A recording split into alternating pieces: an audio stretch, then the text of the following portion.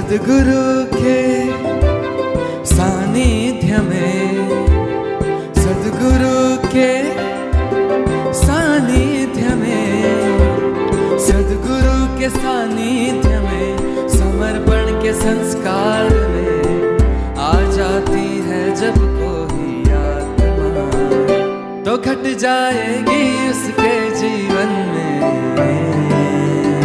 अनुभूतियाँ।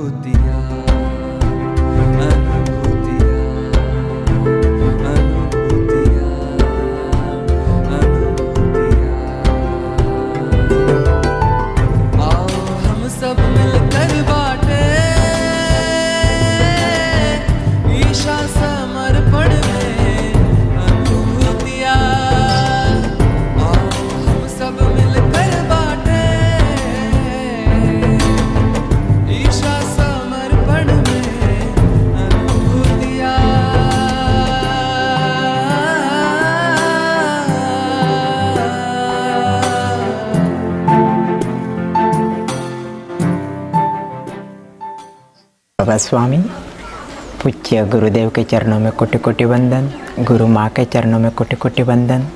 आप सभी को मेरा जय बाबा स्वामी। समर्पण ध्यान में मैं 2005 से जुड़ा हूँ और उसके बाद में पूज्य गुरुदेव का लाइव महाशिविर सूरत में आयोजित था 2006 में। जब से गुरुदेव जीवन में आया तब से ऐसा लग रहा है कि वास्तव में हमारा जीवन सफल हो गया है और साक्षात परमात्मा स्वरूप गुरुदेव हमें मिले, ये हमारा सौभाग्य है। अनुभूति की बात करें तो जब से गुरुदेव मिले मानो हर पल अनुभूतियाँ है। एक बार अभी मैं प्रार्थना धाम से जुड़ी एक अनुभूति शेयर करना चाहता हूँ। मेरे बड़े भाई की लड़की बीमार हो गई, उसको तो हम पूरे परिवार अंबाजी जाने वाले थे, सूरत से साधक आए थे, लेकिन उसको अस्पताल लेके गए तो इतना गंभीर बीमार था कि डॉक्टर ने मना कर दिया कि ये लड़की बचने वाली नहीं है। तो फिर दूसरी अस्पताल में गए, उसने भी मना कर दिया। उसने बोला 2-2.5 लाख का खर्चा होगा, आप तात्कालिक अहमदाबाद चले जाइए। अब अहमदाबाद में ना कोई जान पहचान था, तो फिर मैंने प्रार्थना धाम में प्रार्थना भी लिखवाई। इसके बाद में डॉक्टर ने बुलाया मेरे भाई को, तो आर्थिक परिस्थिति से थोड़ा वीक था आर्थिक परिस्थिति, तो उसने बोला आप एक काम करो, सरकारी अस्पताल में चले जाओ तो आपका खर्चा भी कम होगा और सारवार मैं मेरे अंडर ही करूँगा, ऐसा उन्होंने सुझाव दिया। तो हम सरकारी अस्पताल में गए। उधर डॉक्टर ने बोला कि केस तो गंभीर है, कोई भी चांसेस नहीं है, लेकिन आप साइन करो तो मैं एडमिट करता हूँ।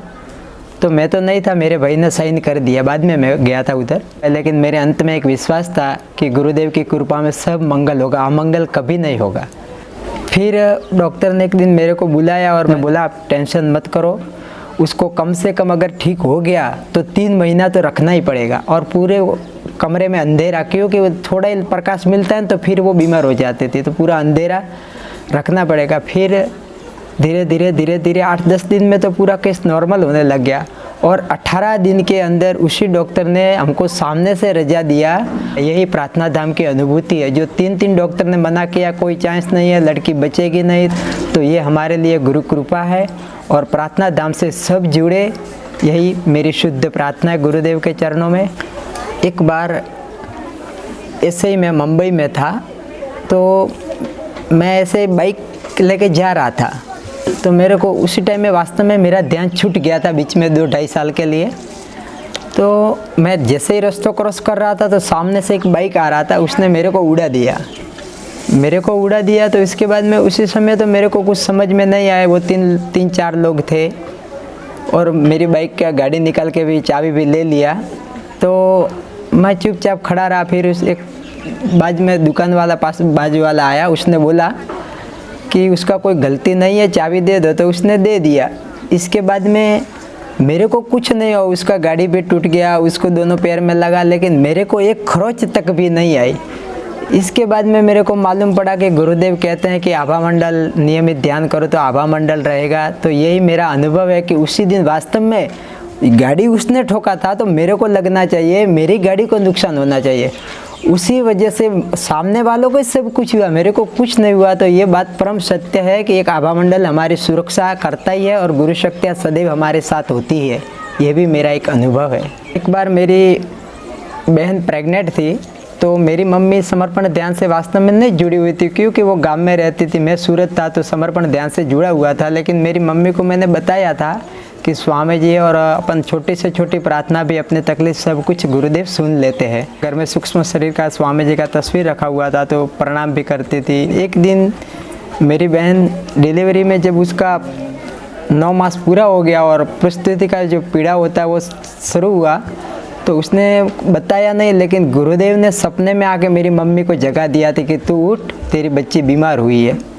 तो ऐसी छोटी छोटी हर क्षण गुरुदेव अपनी रक्षा करते ही और हमें संदेश देते ही रहते हैं। हमारी अनुभूति ये थी कि जब मेरी पत्नी पहली बार प्रेग्नेंट थी और गुरुदेव का चैतन्य महोत्सव था, तो तब उसको 4-5 मास शायद हो गए, तो हमने सोचा कि अभी गर्भ में ही बच्चा है, तो गुरुदेव का सानिध्य हमें मिले तो बहुत अच्छा रहेगा। और दीपावली का समय था, हम ऐसे, मेरा वतन राजस्थान है, तो सब लोग चले गए थे, हम दोनों पति पत्नी गुरुदेव के चैतन्य महोत्सव में आए थे। तो उस टाइम पे हम सरकारी बस में आए थे और सरकारी बस में जाने का था, तो 3 दिन के बाद गुरुदेव का प्रोग्राम पूर्ण हुआ, तो हम निकले तो ट्रैफिक बहुत थी और मेरी भी नादान बुद्धि थी और मेरी पत्नी की भी, तो हमें ऐसा कोई नॉलेज नहीं था कि गर्भवती स्त्री को कैसे संभालना क्या है, तो ऐसा कुछ मालूम ही नहीं था कि ऐसा होगा। तो हमने धक्का मार मार के उसको बस में ट्रैफिक के कारण घुसाई, क्योंकि लास्ट और कोई बस ही नहीं थी सूरत जाने के लिए। तो हम सूरत पहुंच गए। उसके बाद में मैं और मेरे चाचा का लड़का और मेरी पत्नी हम सोए थे, तो उसको रात को अचानक पेट में दर्द चालू हो गया। दर्द चालू हो गया तो उसने मेरे को जगाया कि मेरे को तो दर्द चालू हो गया। अभी वो तो रो रही थी, मेरे को तो ऐसा कुछ नॉलेज नहीं था स्त्री शरीर की संरचना का कि क्या है, प्रक्रिया है, लेकिन भीतर एक शांति अनुभव हो रही थी। तो मैंने एक बहन को जगाया, बाजू में रहती थी उसको, और हम रात को अस्पताल लेके गए। इमरजेंसी में डॉक्टर बुलाया और डॉक्टर ने कि अभी दवाई चालू कर दी और सुबह में रिपोर्ट करेंगे। रिपोर्ट आने के बाद में उसने हमें बताया कि रिपोर्ट तो बहुत ख़राब आया है, क्योंकि पूरा बालक गर्भ नीचे आ गया, मतलब क्रीटिंग करना पड़ेगा, ये बच्चा बचेगा नहीं। तो ऐसा सुना तो मेरे को तो ऐसा कुछ नहीं हुआ, लेकिन मेरी पत्नी थोड़ी गंभीर होकर रोने लगी। लेकिन मेरे अंत में एक विश्वास था कि हम सब कुछ छोड़ के गुरुदेव के भरोसे और गुरु हवाले हो गए, तो स्वामी जी की कृपा में कभी बुरा हो ही नहीं सकता।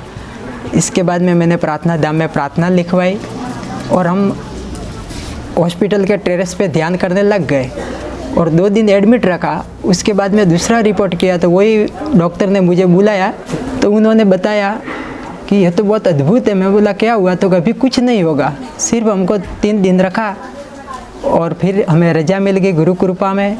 तो मेरे को उसी दिन वो महाभारत की कहानी याद आई कि भगवान कृष्ण ने अभिमन्यु का बच्चा के गर्भ में बचाया था। तो वास्तव में ऐसी घटना आज भी वर्तमान में भी गुरुदेव की कृपा में घटित होती है। ये वो घटना आज मेरे को अनुभव हुई कि वो सत्य है।